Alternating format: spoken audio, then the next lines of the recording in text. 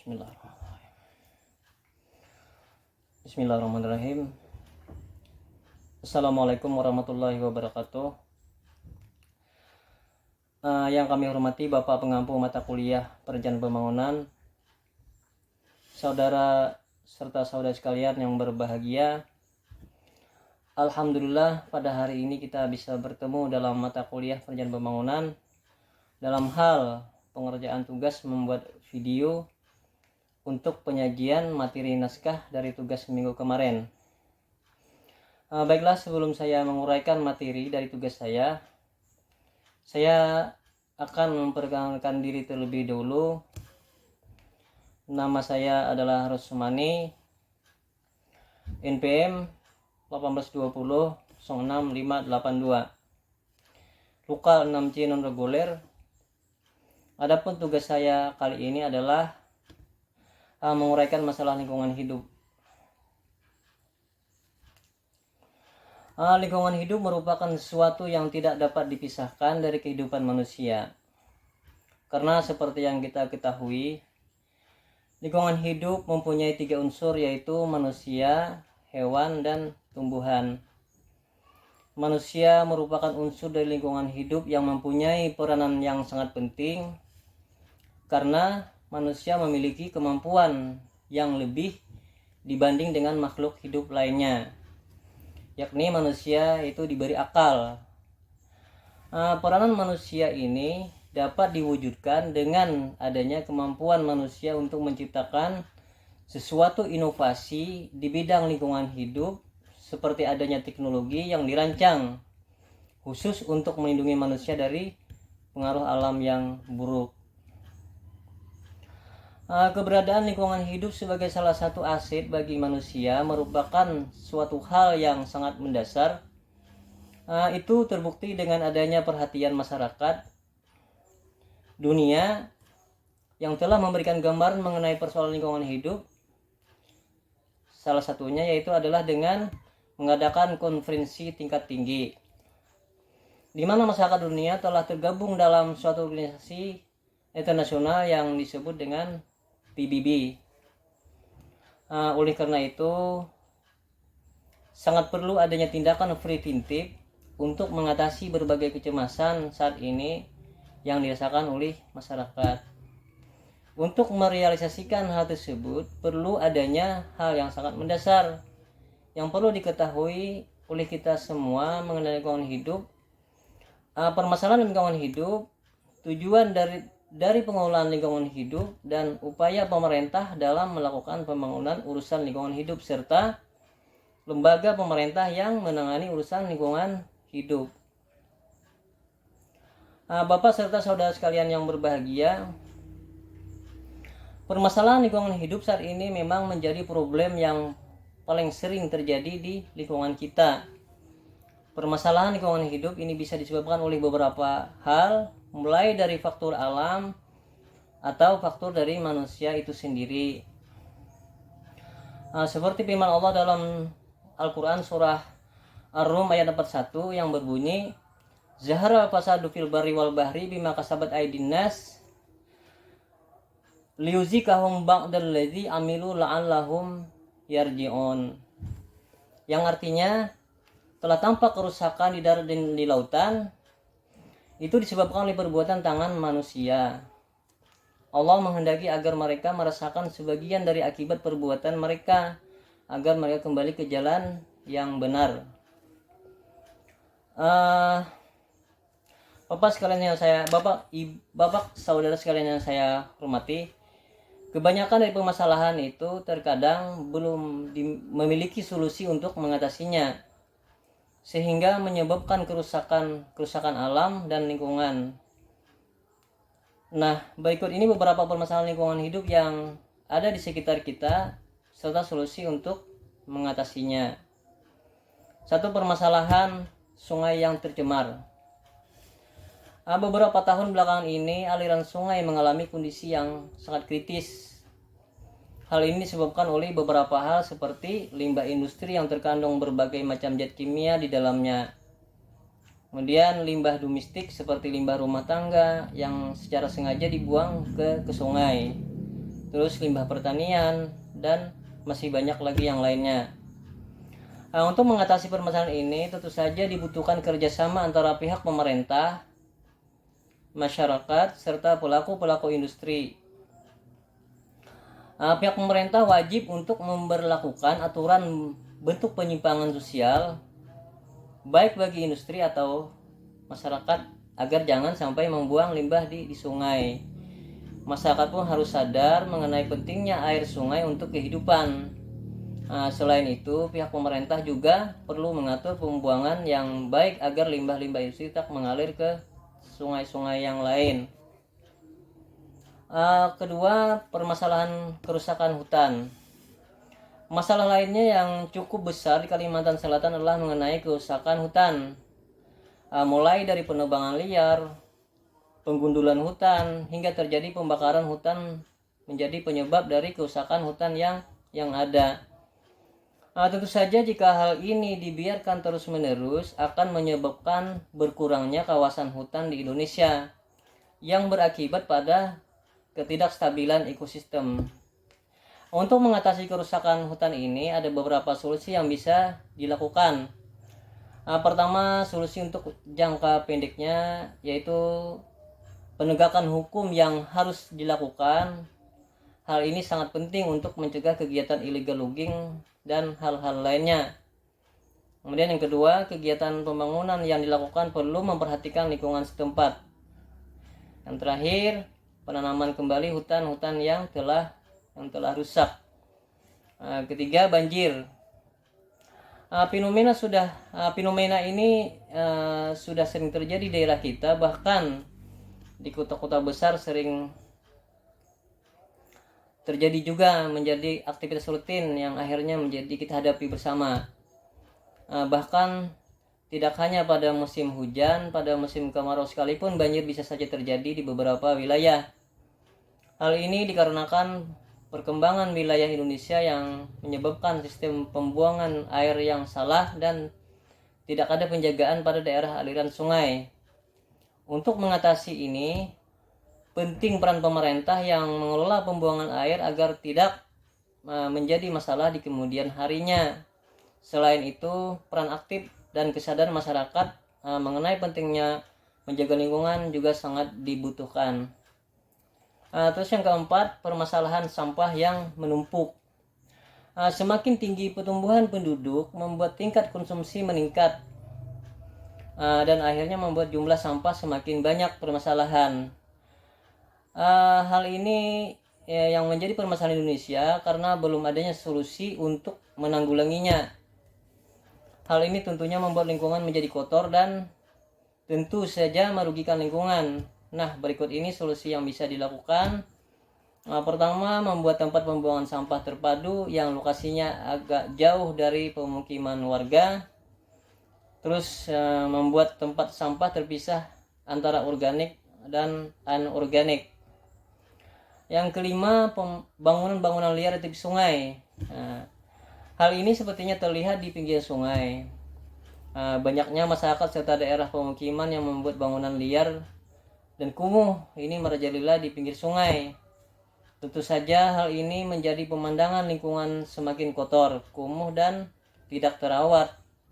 Untuk mengatasi ini tentu saja kepala desa dan perangkat desanya harus berani melarang secara keras bagi warga yang berani membuat bangunan di pinggir sungai. Namun tidak hanya melarang, kepala desa juga harus membuat kebijakan membuat area pemukiman bagi warganya.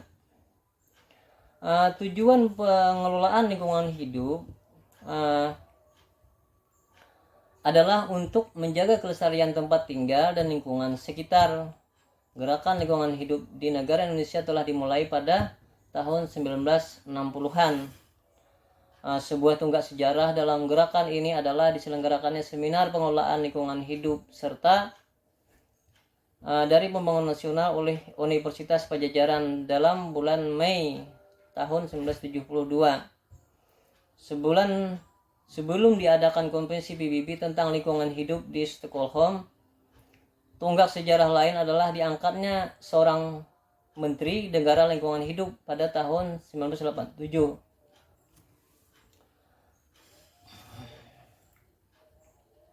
Dengan pengangkatan ini, lingkungan hidup merupakan bagian resmi dari kebijakan pemerintah.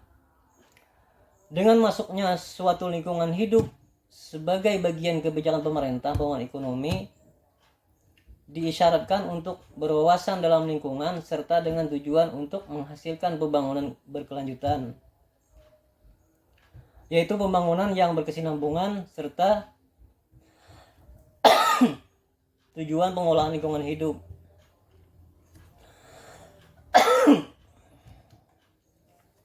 Bapak serta saudara sekalian yang berbahagia, adapun upaya yang telah dilakukan pemerintah dalam pembangunan dalam urusan lingkungan hidup adalah: 1. Pemerintah telah mencanangkan gerakan menanam 1 juta pohon untuk menyelamatkan lingkungan dari bahaya banjir dan tanah longsor. Kedua, pemerintah juga mengupayakan pengurangan emisi dan pembuangan gas sisa pembakaran seperti pembakaran hutan, lahan, dan lain-lain. Ketiga, pemerintah juga mengurangi atau bahkan menghindari pemakaian gas kimia yang dapat merusak lapisan ozon atmosfer. Yang keempat, pelestarian hutan dengan menanam kembali hutan yang gundul, melarang penebangan hutan secara sewenang-wenang.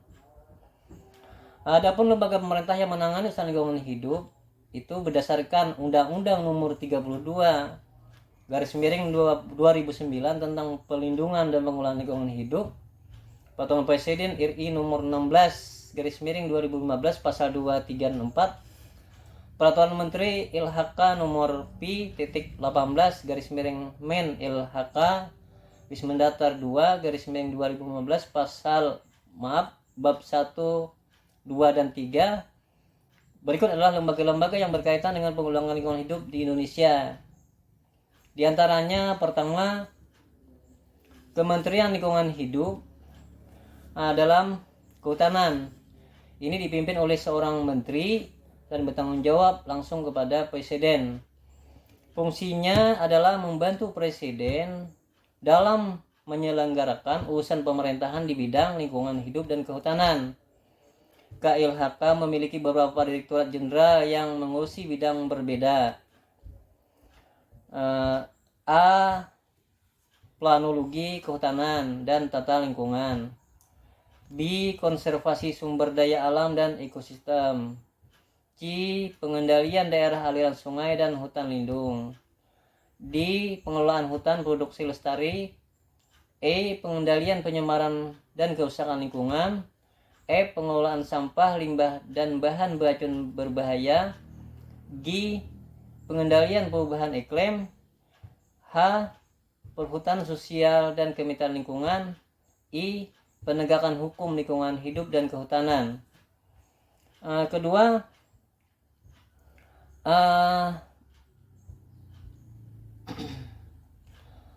Badan Lingkungan Hidup atau BLH. Setiap daerah atau provinsi memiliki BLH sendiri dan bertanggung jawab kepada kepala daerah atau provinsi masing-masing. Misalnya, BLH tingkat provinsi bertanggung jawab kepada gubernur, sedangkan BLH tingkat kabupaten atau kota bertanggung jawab kepada bupati atau wali kota. Fungsinya kurang lebih sama, yaitu membantu kepala daerah dalam penyelenggaraan perlindungan dan pelestarian lingkungan hidup di lingkungan daerah masing-masing secara otonomi.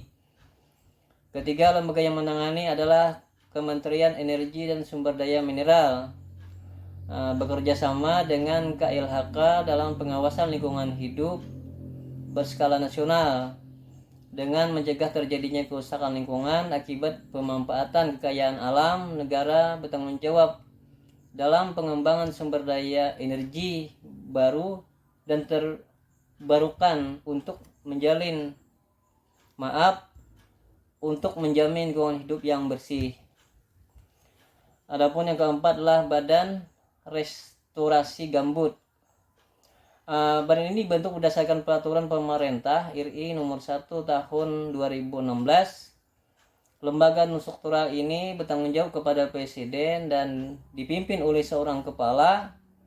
Fungsi BRG ialah untuk berkoordinasi dan memfasilitasi restorasi lahan gambut di berbagai provinsi di Indonesia. Misalnya di Riau, Jambi, Sumatera Selatan, Kalimantan Barat, Kalimantan Tengah, Kalimantan Selatan, dan Papua. Yang kelima, Badan Informasi Geospasial. Geospasial adalah lokasi atau posisi objek yang berada di bawah pada atau di atas permukaan bumi yang mengacu pada sistem koordinat nasional.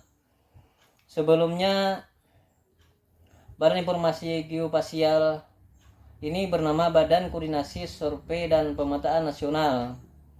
Dalam menjalankan kegiatan survei dan pemetaan untuk menyediakan informasi geospasial. Geospasial ini dipimpin oleh seorang kepala yang bertanggung jawab kepada Presiden melalui Koordinasi Menteri Perencanaan dan Pembangunan Nasional. Yang keenam, Kementerian Agraria dan Tata Ruang atau Badan Pertanahan Nasional. Fungsinya sebagai perumus dan pelaksana kebijakan nasional di bidang ruang, infrastruktur, keagrariaan atau pertanahan, hubungan hukum keagrariaan atau pertanahan, penataan agraria atau pertanahan, pengadaan tanah, pengendalian pemanfaatan ruang dan penguasaan tanah, penanganan masalah agraria, serta pemanfaatan ruang dan tanah. Terus yang ketujuh adalah yang menangani lembaga tersebut adalah Kementerian Dalam Negeri. Ini membuat peraturan dan menerapkan kebijakan pengelolaan barang atau milik kekayaan negara, setelah itu bertanggung jawab dalam pengawasan dan pelaksanaan peraturan tersebut. Dan yang ke-8 adalah Kementerian Pertanian. Pertanian ini sangat erat hubungannya dengan lingkungan hidup. Maka dari itu, pengelolaan barang milik atau kekayaan negara menjadi tanggung jawab kementerian sebagai pembantu presiden pada skala nasional. Yang ke-9 adalah Kementerian PU. Ini bertanggung jawab dalam sistem pengelolaan air, limbah, dan drainase, lingkungan, serta persampahan dan pembinaan jasa konstruksi. Tugasnya mencakup perumusan, penetapan, serta pelaksanaan kebijakan. Terus yang ke-10 adalah Badan Perencanaan Nasional atau Bappenas. Ini menyusun rencana pembangunan nasional sebagai acuan penetapan program dan kegiatan yang diadakan oleh kementerian, lembaga, pemerintah daerah yang berkaitan dengan lingkungan. Semua kegiatan akan direncanakan dengan baik melalui analisis investasi proyek pembangunan. Terus yang ke-11 adalah Kementerian Keuangan. Setiap program pembangunan, perlindungan dan pelestarian lingkungan pasti butuh dana. Kementerian inilah yang mengatur dan bertanggung jawab atas perumusan dan pelaksanaan anggaran belanja terkait program pelestarian lingkungan. Yang ke-12 adalah Dirjen Pajak. Sumber dana yang digunakan untuk perlindungan dan pelestarian lingkungan hidup bersumber dari pajak yang dibayarkan oleh masyarakat. Dalam hal ini, pengumpulan dana dari rakyat merupakan tanggung jawab Dirjen Pajak. Maka dari itu, tatkala membayar pajak demi pembangunan, taatlah membayar pajak demi pembangunan negara. Yang ke-13 terakhir yaitu KPK. Meski tidak secara langsung terlibat dalam pengelolaan lingkungan hidup dan kehutanan, KPK memiliki posisi sebagai penyeimbang yang mendukung percepatan kawasan hutan melalui harmonisasi kebijakan, penegakan hukum, pemantauan perizinan, dan segala hal yang berkaitan dengan perlindungan dan pelestarian lingkungan. Segala bentuk penyelewengan dana akan diusut oleh KPK. Satu hal yang perlu kita pahami, perlindungan dan pelestarian lingkungan hidup bukan hanya tanggung jawab pemerintah saja. Kita sebagai anggota masyarakat juga wajib berpartisipasi dalam lingkungan hidup yang lestari. Caranya mudah, yaitu kita bisa mendukung, mengawasi, mengkritisi, dan melaporkan pelanggaran yang terjadi. Selain itu, kita juga bisa bergabung dengan organisasi sipil dan aktif mengkritisi kebijakan pemerintah terkait sektor hutan dan lahan. Dengan begitu, setiap permasalahan lingkungan yang krusial bisa diselesaikan dengan cepat berkat kerjasama dan komunikasi yang baik antara masyarakat dan pemerintah. Hanya ini yang dapat saya sampaikan dalam pertemuan kali ini. Salah hilap mohon maaf. Wabillahi taufik wal hidayah. Assalamualaikum warahmatullahi wabarakatuh.